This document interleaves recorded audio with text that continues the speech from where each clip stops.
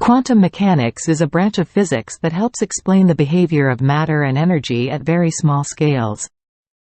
At the quantum level, particles don't behave like we're used to seeing in everyday life. One of the key principles of quantum mechanics is wave-particle duality.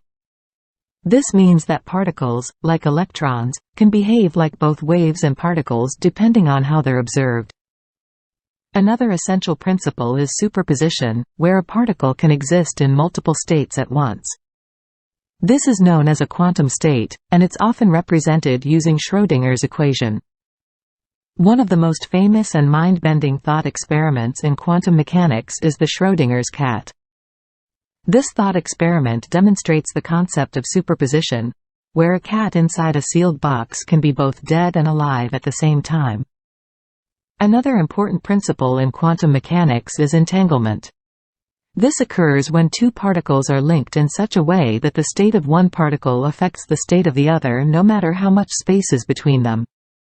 One practical application of quantum mechanics is in quantum computing, where quantum bits or qubits can be in multiple states at once, allowing for faster and more complex calculations.